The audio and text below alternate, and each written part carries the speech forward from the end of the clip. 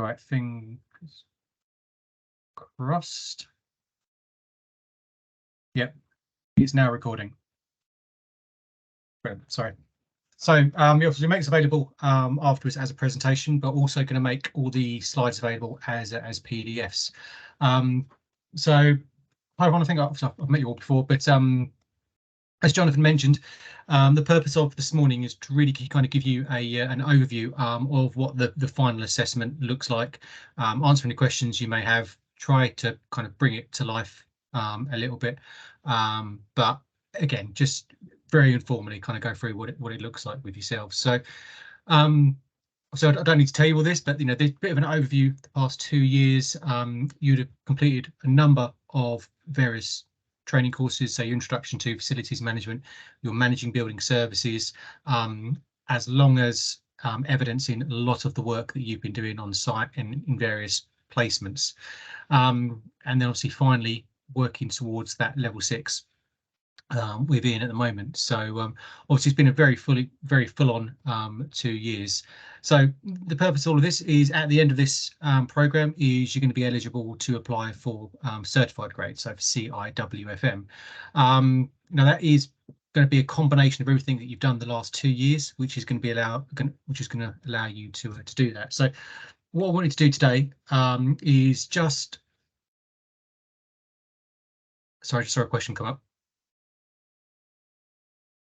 Do we just, I'll monitor that if you want. Yeah. It's just a question regarding overrunning. No, it won't. It definitely won't. It will be done probably within the hour. Done. Oh yeah. Sorry. So certified grade. Where does that sit on our career pathway? As you're all aware, certified grade is our kind of highest grade, most sought after grade of membership, other than fellow, which is the kind of the top end of our grade. So historically, you'd need a degree or above to be able to apply for this, as well as experience. But the last 2 years is you combining your experience, knowledge, and the qualification to be able to apply for this this grade of membership. So you've all had affiliate membership for the past couple of years, so you've all been receiving updates and information about what we're doing as a professional body, and we are going to touch on next steps later on. So this is more about the assessments, but this is where you're going to sit on the career pathway. So although you've got your affiliate membership at the moment, when you're assessed, you'll be able to use CIWFM on all your email footers, your business cards. When you go to all the events, you can put certified CIWFM on all your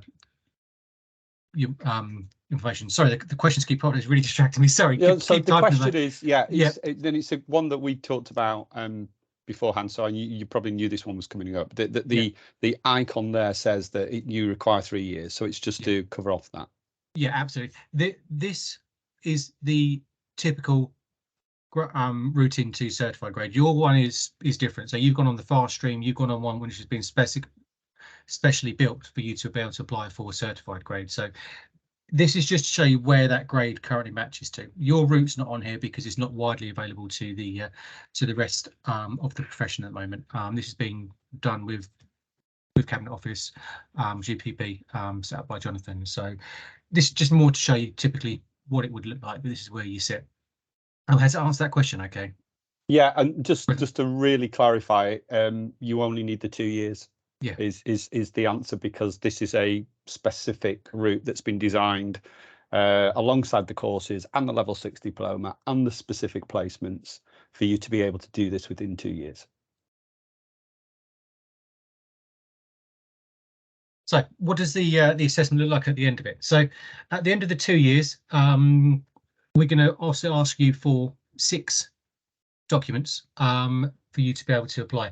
So the first is your portfolio of evidence, which is what's linking all your experience, your knowledge, everything you've been working on for the past couple of years in that portfolio of evidence document that you've all been completing. So obviously we are going to require it to be moderated and signed by your property mentor. So I'll go through this in a bit more detail towards the end of the presentation. But this is a document that you will be completing the past couple of years, and that's the first thing that we're going to ask to see as a single attachment. As well as that, There's going to be the proof of the training courses, so the 2 certificates you got for your intro to FM and your managing building services, the level 6 certificate, which will be ready end of September, beginning of October time, and then a signed copy of the CIWFM declaration form, along with any other supporting evidence. I'm going to touch on all these in a bit more detail. This is not the end of the presentation, but just kind of wanted to bring it all together and show you what it's going to look like.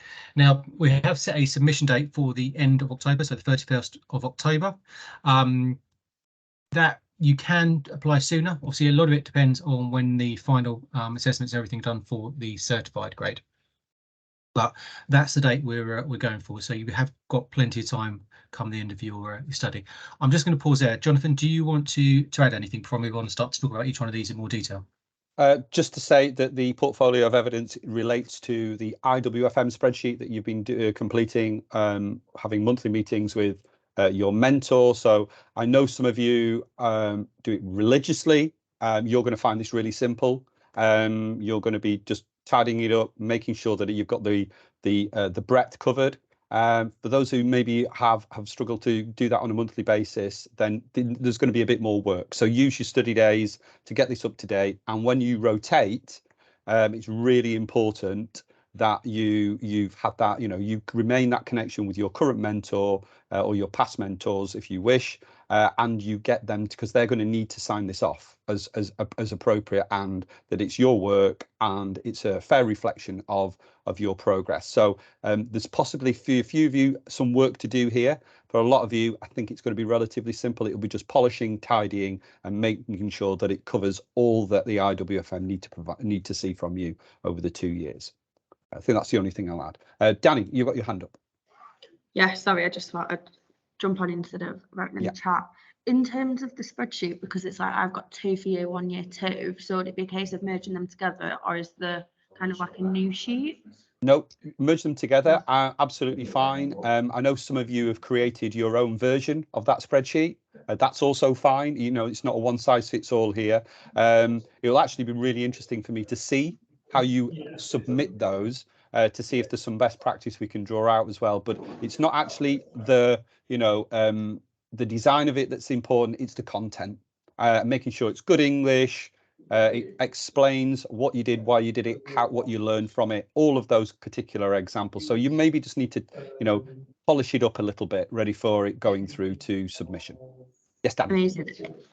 And sorry, just another question. Nope. And for those of us that say like haven't done it every month or whatever, is it just a case of we just need to fill it in? Do we need it for every single month?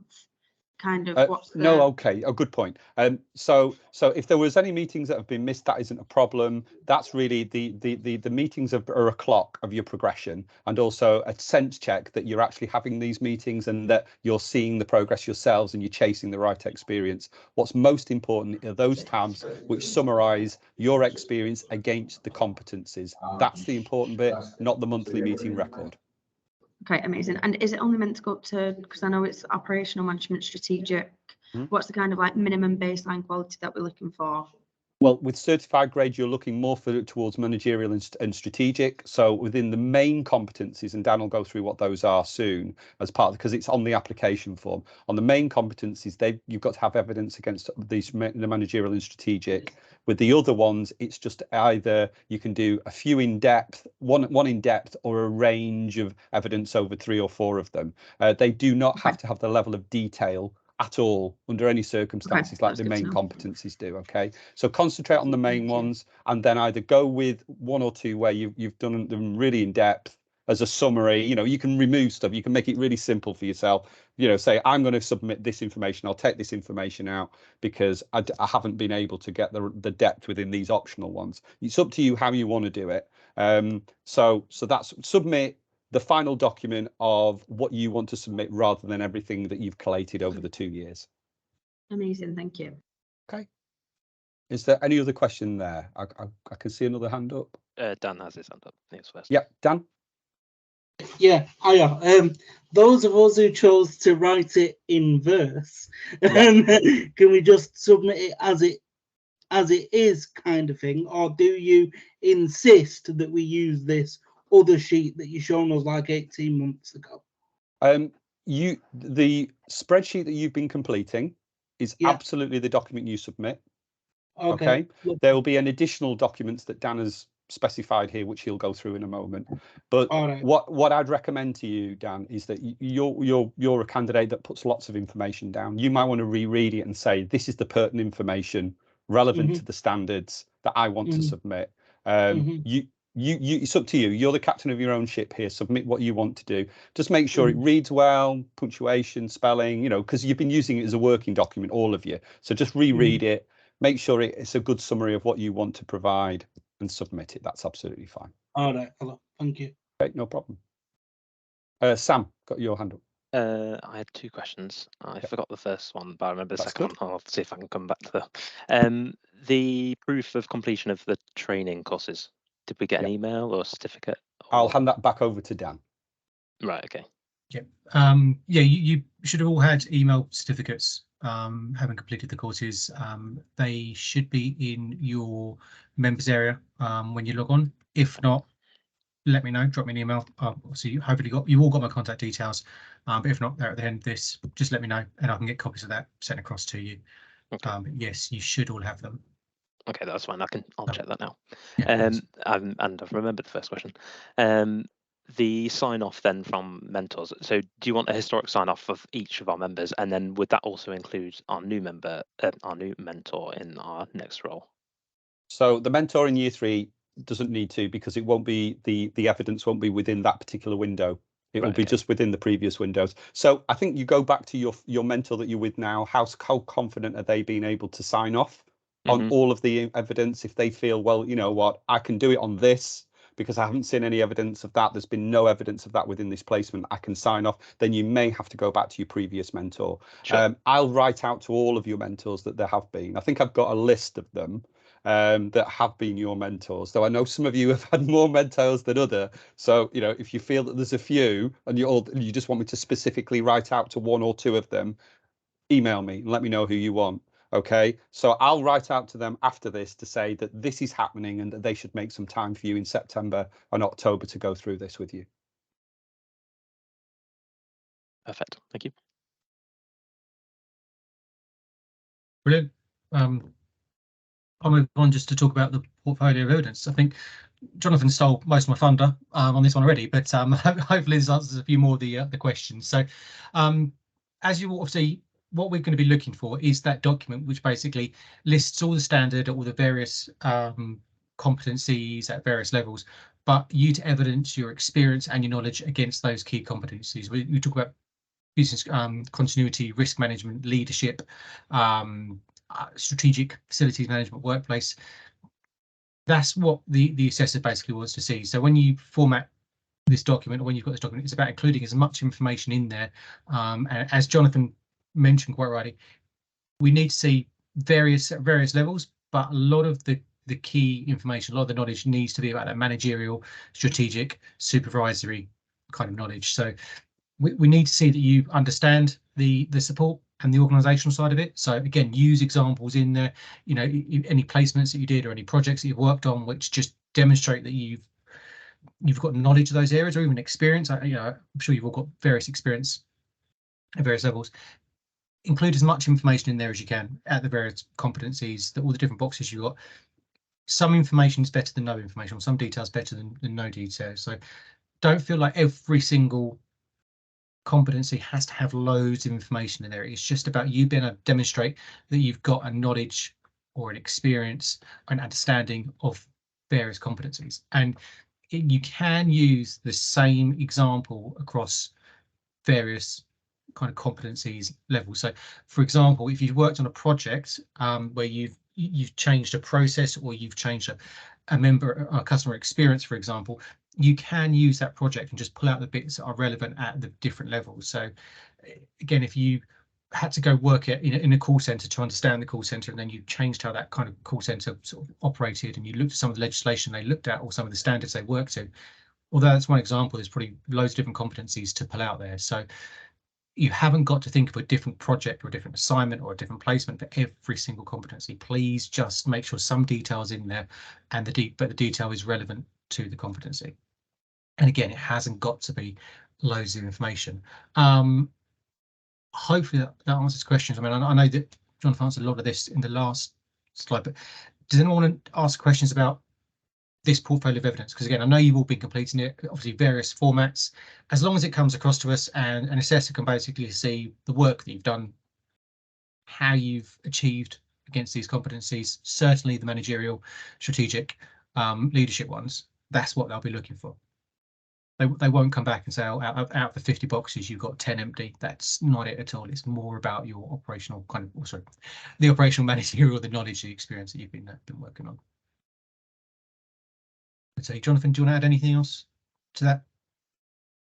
Just that I thought that comment was really helpful about, you know, not every box, and the examples can, you know, you can pull out the different threads, the different elements from one particular piece of work that you've done to cover off 2 or 3 different bases, and that's really helpful. I also think the professional standards is really key here. You know, if you're joining CIWFM, you should be speaking CIWFM. So if you are writing something in there, I would always just double check the language used within the professional standards and make sure that you're using similar terms. So what we don't want to do here is get the brilliance that you've shown within an example lost because you haven't used language that is accessible to somebody outside of government. So just be aware of not speaking to civil service. Remember, this is CIWFM, which is far wider and broader than government. So do what you want to do, but look at the professional standards and just check your language to make sure that it is applicable.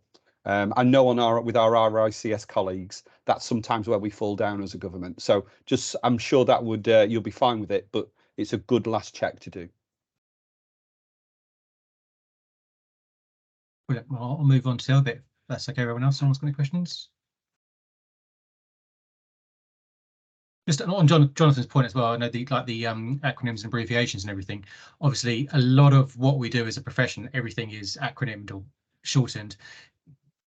That is there for a reason. So as long as you've got a couple of examples of any terminology in its fullest, you know how to do this, but you can still use acronyms and shortened versions as long as early on in your application it's clear to see what they all are.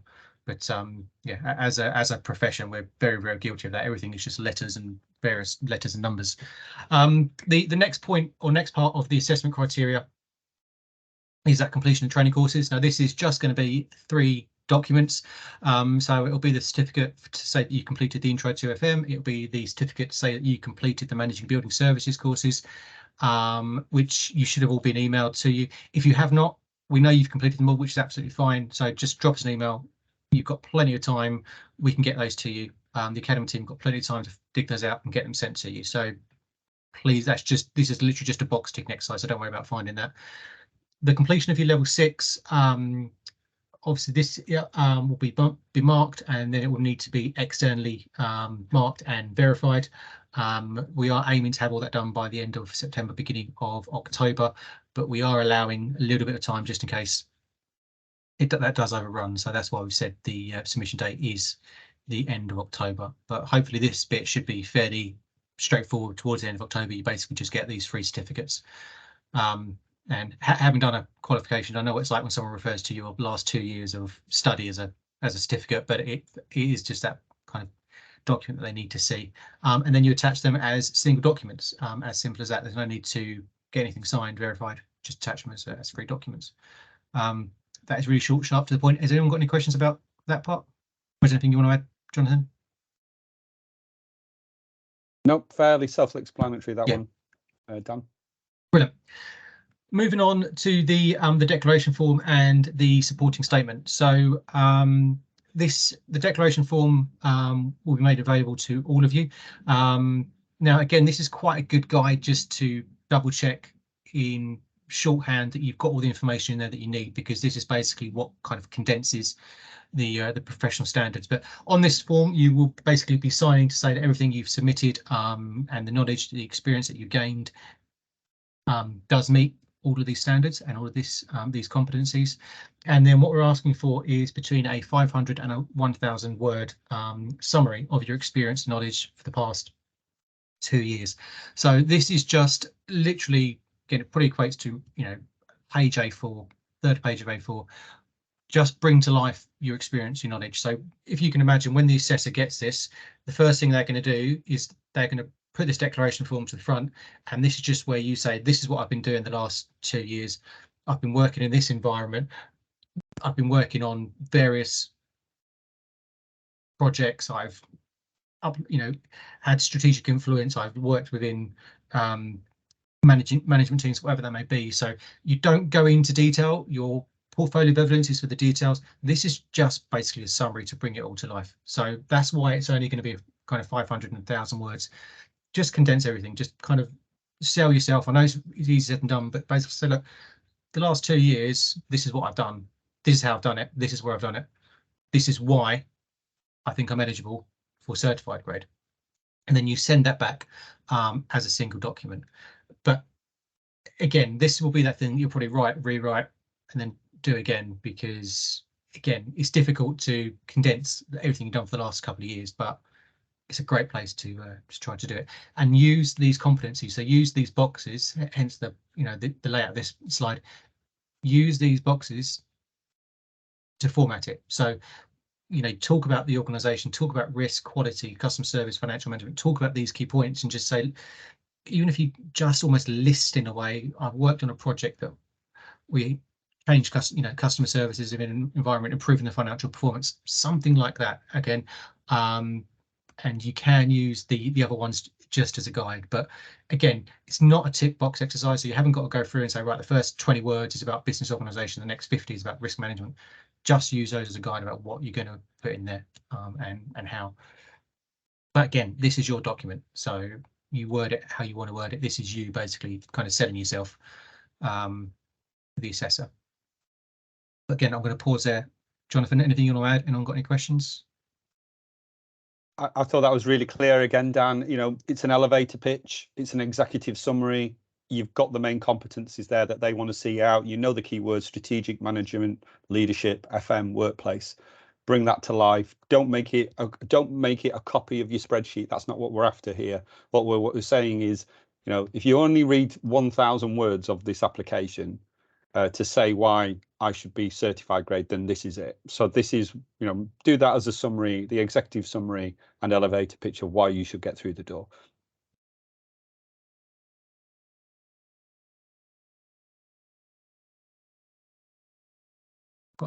Yeah, Danny? Sorry, just on there, because it's in optional supporting statement. So is it optional, or do we have to do it? You have to do it. This is a yes. This is the it does say optional. I think there's another optional which is around additional documents that Dan will be talking about in a moment. But the supporting statement, to be absolutely clear, is essential to do it the reduced 2-year route. Okay, amazing, thank you.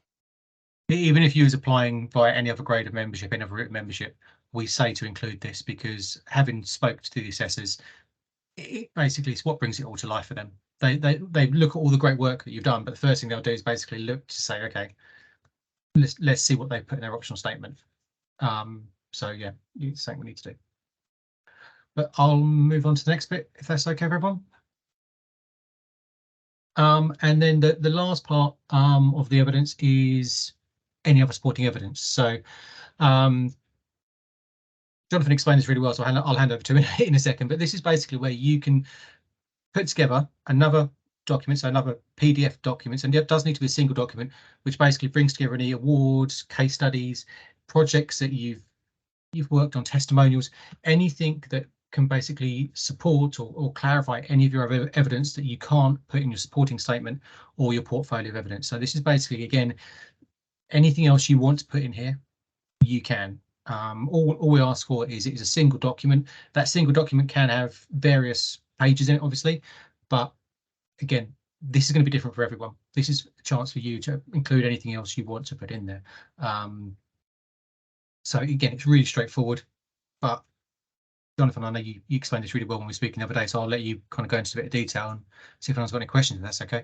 No, I think that was fine, Dan. I think I would just use this as an opportunity to really bring to life your application. So if there is something, a piece of work that straddles 3 or 4 different professional standards that you think, I've been able to explain it, but I don't think they actually see the gravitas of what I've done here and what I've achieved here, if you have a testimonial, if you have a policy document, if you've got a report, if you've got some pictures of something that you've achieved, this is a really good opportunity to bring that to life. And you can make reference to that within your spreadsheet.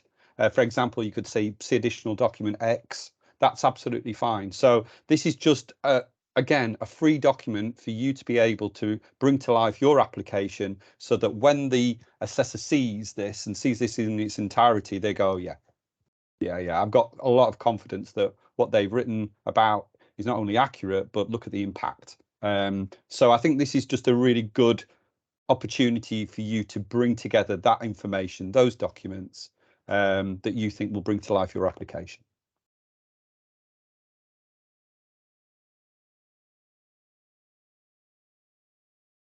Fantastic. And if someone's got any questions, I'll move on. Brilliant. So the next steps, once you've kind of spent your time putting this together, so what you do is as simple as this. You'll collate all 6 documents into one single email. You'll send that email across to your property mentor for them to review it.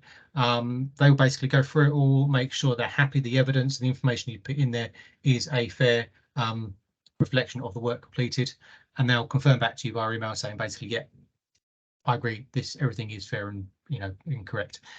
You'll then need to send everything to us in one single email, so 6 documents along with just a snippet of your mentor's email confirming this to the engagement team, and that will then be assessed. Whilst it's being assessed, if they need any more information, if there's anything else that's required, we'll get in touch with you directly and say, can you just clarify? Can you just offer some context?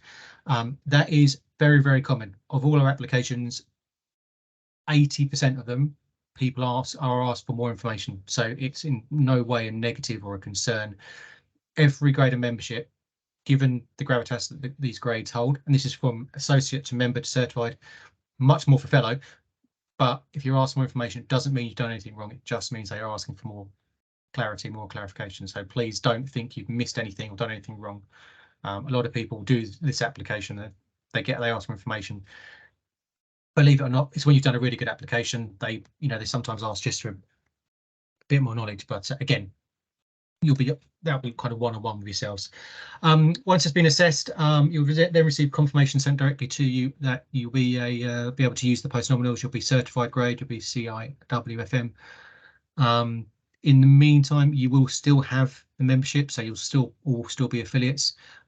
We will do all the bits and pieces internally to move that across. So all the governance, all the additional benefits, access and everything will be updated internally, so you won't need to do anything about that. That's on us to do. Brilliant. So that is the end of all the information. Also, I'll hand back over to Jonathan, so you've got any questions. But then again, if anyone has any questions, wants to know anything more, now's the time to let us know, if that's okay. Thank you, Dan. I think that was really, really to the point, very clear for me, hopefully clear for everybody on call. This is the opportunity, though. If you've got any questions, there are no stupid questions. This has never been done before. You are the pioneers going through this for the first time. So if you see a question that comes into your head, please ask it. Ollie. I'm not sure if Danny was first there, but oh dear. I feel terrible now. Ollie, I said no, your name, I see how it is. I see how it is, Jonathan. Okay, I'm sorry. I'm only joking. Go on, Ollie. It was at the same time. I was going to ask, so you said they might ask for more evidence. Will we explain what more evidence is required, or are we even quite vague? No, what tends to happen is they will say, we see you've got fantastic knowledge of customer service, for example. Can you just expand a little bit more on how you identified the need for an improvement in a customer service process? So they'll be very specific about the information they want if they was to ask for it. It won't ever be kind of try and catch you out or that kind of question. They will basically say, look, we want to see more understanding of your legislative, which is not use that word, your understanding of codes and regulations. Can you please expand on that? So they'll be very specific about what they want to see if they ask for anything. Brilliant, thank you. I thought that was a really good attempt saying the word legislate. I can't even say it. So there you go. Oh, that was excellent, Dan. All the examples. Yeah. Use business continuity, risk. I can't say innovative, so there you go. Danny. What happens if you don't meet the criteria and fail? Pretty good. Do you want to start with this one, Dan, and then I'll add some more to it? Say that again. Sorry. What happens if? I'll send you back. What happens if you like don't have enough experience or you fail? It would probably be a case of them asking you to get some more experience. But to be really honest with you, I'll be amazed that does happen, because the last 2 years you've gone through such an intensive program. You're going to be of evidence in it, and Jonathan and the team would be making sure that you've got this covered. I would have thought you'll be asked for more information and knowledge, because again, this is a separate application. So basically what we're doing here is we're saying the last 2 years, this is what we want you to evidence. It's not going to be the typical, you're missing 2 months of management experience. It's not that at all. It's shows what you've been doing the last 2 years, shows how you've met these standards. And if you do need to get more experience, you'll be told, we need you to have another 2-3 months worth of experience at these competencies. So we need you to understand or be a bit more involved in risk management. I'll just add go on, sorry, you go first. I was just going to add. I was just going to say. Go on. Go on, you go. You sure? Okay. Yes. This is all about various levels of risk. I mean, we provided you with mentors, we provided you with placements. We've asked you to escalate through your mentors, through your AMs to us if you're not getting the right experience. We've had instances of that, and we've always tried to make sure that you chase the right experience. We facilitate that. So does the AM. So does the mentor. So I guess I'd be very surprised if one of you would say now, I don't have the right experience. The kind of time for raising that has passed. So I'm quite confident you've all had an opportunity. This might be just more around providing the level of detail and the level of competence that CIWFM has. But let's look at the nuclear issue. If they came back and said, no, you don't meet the criteria on these particular elements, then we would work with your current placements to provide you with the opportunities to do that. Because to pass the property fast stream, you need to pass this, you need to be certified grade. You don't pass the fast stream if you're not. So we will help facilitate, we will provide you with the opportunity to get that work if we need to, by working with your current departments, or your new departments when you move there. Amazing, thank you. Just another question, and you've led on quite nicely to it. In terms of reasonable adjustments and stuff, who's the best person to speak to about that? Just in terms of like with my dyslexia, the way I explain things might not come across as simple enough, and GPA are too stingy to provide me with the right software that I actually need to do. So if I get a ton of questions, it might just be easy to pick up with a call. Yeah. Would a supporting statement, Dan, be worthwhile from their SCM on that? Would that be sufficient within the additional documents? Yeah, that'd be absolutely fine. Yeah. So just do that, Danny. Amazing, will do. Okay. Thank you. I mean, one thing that's probably going to be really exciting to see at the end of this is I can't remember the number. I've said 7 or 8 different applications, because although you've all gone through the same kind of last 2 years, like we talk about supporting evidence and the portfolio of evidence, it is all probably going to look quite different, apart from the kind of the courses side of things and the level 6. The experience and knowledge you've all been working on the last kind of 2 years is going to be great to see, which is going to then follow on to kind of next steps and everything, which we'll be talking about in a couple of months. But looking forward to seeing it all. Sam. Just on that, for the experience, is there scope to potentially include our like diploma in some of the experience that we've may received in some areas, if we wanted to write about that? I'm just thinking there's certain like aspects and parts of the coursework that would probably would be quite beneficial to talk around. Yeah, so in the portfolio of evidence, again, reference that. If you wanted to add any statements in your supporting evidence at the end of it, then yeah, please do that. Because again, the level 6 kind of workplace diploma, that is something which it's been very full on, and it's going to encourage you to go and work in different departments, learn new things. So if you can capture that in your portfolio of evidence, include it. This is your document. This is not a tick box exercise. If you want to use an example in there, it's up, it's entirely up to you what you include in it. And if you can't make it work within that, but you want to add it as a paragraph, or if there's a piece of evidence that you worked on, or an assignment that you submitted, or a case study you submitted that you're really proud of, put it in the portfolio evidence at the end of it. I concur with that. I was just going to say, add it if you feel that that's necessary. Sam. There's no such thing as too much information on these applications. Honestly, I know historically people have always told you, like, when you're doing something, try and keep it short, concise. With this, that portfolio evidence is taking your time. Put as much in there as you want to. Your supporting evidence, the optional bits and pieces at the end. Again, if you don't put anything in there because you've covered it in the rest, that's fine. If you put another 20 pages in there because you've got loads to talk about, that's fine also. It's entirely up to you. This is your application. No one's going to get in touch with you and say you're 4 pages over, you failed. You put in there as much as you need to. Great. Okay, any other questions?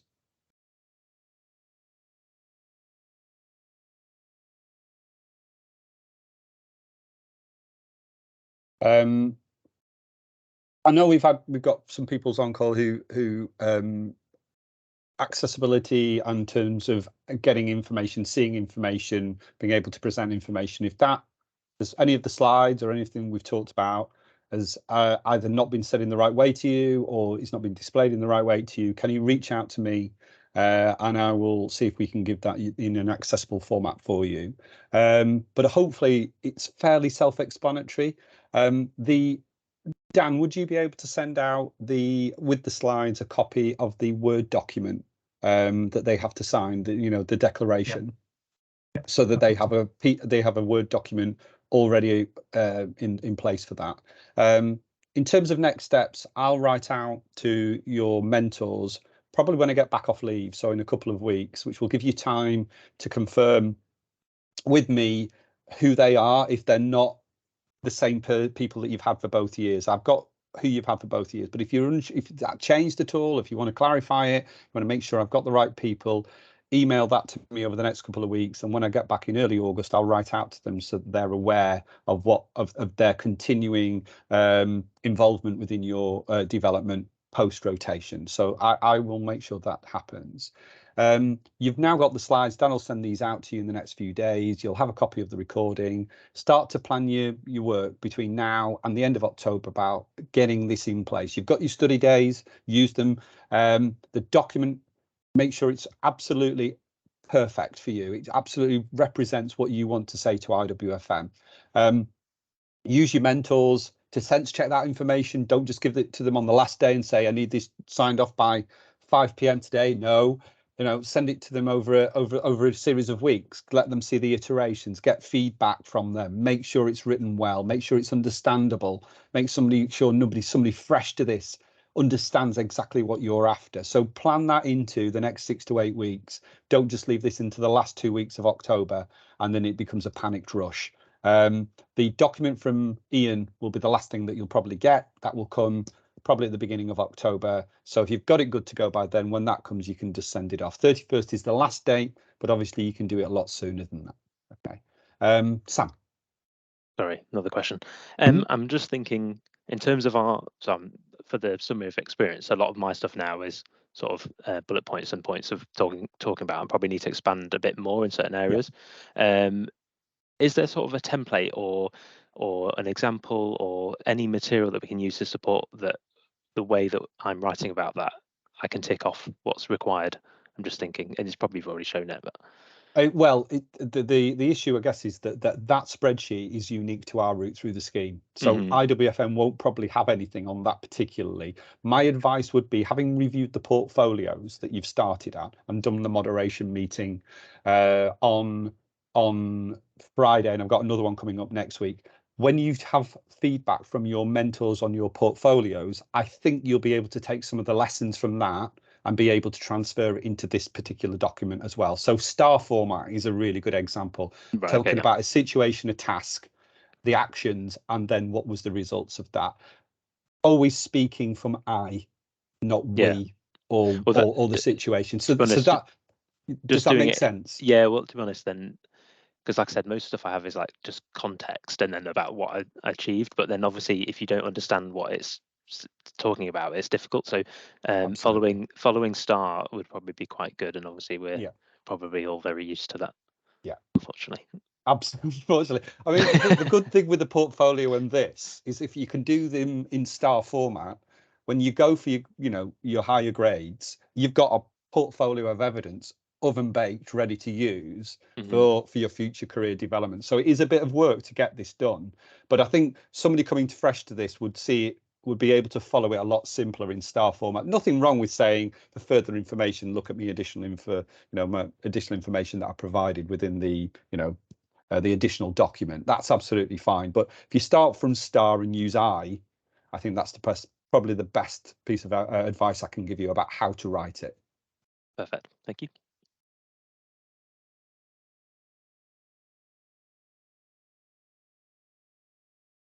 Okay. I'm not seeing any questions, Dan. So so I think we can probably just stop recording now. That'll be great.